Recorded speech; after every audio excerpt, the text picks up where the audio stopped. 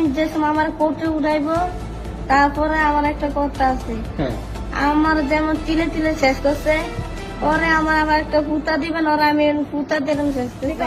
আপনি তো যেদিন ধর্ষণ হয়েছে আপনি তো এখানে ছিলেন না? আমি ঘুমাইছিলাম, যখন বাথরুমে উঠছি সেই সময় দেখি যে ও ওইখানে পড়ে রয়েছে। নিরাপত্তা নিয়ে শঙ্কা থাকায় মাগুরায় বোনের বাড়িতে বেড়াতে যাওয়া 8 বছরের শিশুকে ধর্ষণের ঘটনায় আসামিদের গতকাল রোববার দিনে আদালতে হাজির করতে পারেনি পুলিশ। পরিস্থিতি বিবেচনায় গতকাল গভীর রাতে রিমান্ড আবেদনের শুনানি করেছেন আদালত। মূল অভিযুক্ত ভুক্তভোগী শিশুর বোনের শ্বশুরকে 7 দিন, স্বামী শাশুড়ি ও শ্বশুর প্রত্যেককে 5 দিনের রিমান্ড মঞ্জুর করা হয়েছে। Magura chief judicial magistrate Abdul Matin এ আদেশ দেন। ভাই আমি যে সময় আমার কোর্টে উঠাইবো তারপরে আমার একটা কথা আছে, আমার যেমন তিলে তিলে শেষ করছে পরে আমার আবার একটা পুতা দিবেন, ওরা আমি পুতা দিলাম শেষ করতে চাই। তো আমার আত্মা শান্তি পাবে, নাহলে আমার আত্মা শান্তি পাইব না। ইনশাআল্লাহ। আদালত সূত্র ও পুলিশের সঙ্গে কথা বলে জানা গেছে, গতকাল সকাল থেকে প্রায় দিনভর মাগুরা শহরে শিশু ধর্ষণে জড়িত ব্যক্তিদের 24 ঘন্টার মধ্যে মৃত্যুদণ্ডের দাবিতে নানা কর্মসূচি পালিত হয়েছে। বেলা 11টা থেকে 2:30 পর্যন্ত চিফ জুডিশিয়াল ম্যাজিস্ট্রেট আদালতের মূল ফটক অবরোধ করে বিক্ষোভ করেন আন্দোলনকারীরা।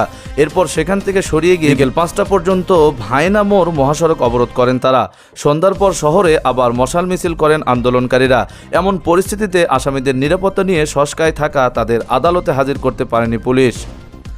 গতকাল দিবাগত রাত 12টার পর শুরু হয় রিমান্ড শুনানি। মামলার তদন্ত কর্মকর্তা আসামিদের 7 দিন করে রিমান্ড আবেদন করেন। এ সময় আসামিদের পক্ষে কোনো আইনজীবী শুনানিতে অংশ নেননি। আদালতে আত্মপক্ষ সমর্থনের সুযোগ দিলে নিজেদের নির্দোষ দাবি করেন আসামিরা। রিমান্ড না দেওয়ারও দাবি করেন তারা। মামলার তদন্ত কর্মকর্তার পক্ষ থেকে জানানো হয়, ভুক্তভোগী শিশু অচেতন থাকায় জবানবন্দি নেওয়া যায়নি, ফলে আসামিদের জিজ্ঞাসাবাদ করা জরুরি। উভয় পক্ষের যুক্তি তর্ক শেষে মামলার মূল অভিযুক্তকে 7 দিন এবং অন্য 3 আসামিকে 5 দিন করে রিমান্ড মঞ্জুর করেন বিচারক। নাম প্রকাশ না করার শর্তে মামলার তদন্ত সংশ্লিষ্ট এক কর্মকর্তা প্রথম আলোকে বলেন, রিমান্ডের আবেদন সহ কাগজপত্র তৈরি থাকলেও গতকাল দিনে আসামিদের আদালতে হাজির করার ঝুঁকি নেওয়া হয়নি। দিনভর আন্দোলনকারীরা আদালতে ফটক ঘিরে রেখেছিল। আসামিরা তাদের হাতে তুলে দেওয়ার দাবি করেছিল। এ কারণে রাতে শুনানি করেছেন আদালত। মাগুরার শহরতলির নিজানুদ্দোয়ালির গ্রামের বোনের বাড়ি বেড়াতে গিয়ে গত বৃহস্পতিবার দুপুরে শিশুটি ধর্ষণের শিকার হয় বলে পরিবারের অভিযোগ। শিশুটি বর্তমানে রাজধানীর সম্মিলিত সামরিক হাসপাতালে CMH চিকিৎসাধীন অবস্থায় রয়েছে। গত শনিবার শিশুটির মা বাদী হয়ে ওই নারী শিশু নির্যাতন দমন আইনে মাগুরা সদর থানায় মামলা করেন। এতে শিশুটির বোনের স্বামী, শ্বশুর, শাশুড়ি ও ভাসুরকে আসামি করা হয়েছে। তারা আগে থেকেই পুলিশের হেফাজতে ছিলেন। এই মামলায় গ্রেফতার দেখিয়ে বোনের স্বামী, শাশুড়ি ও ভাসুরকে কারাগারে পাঠানো হয়েছে।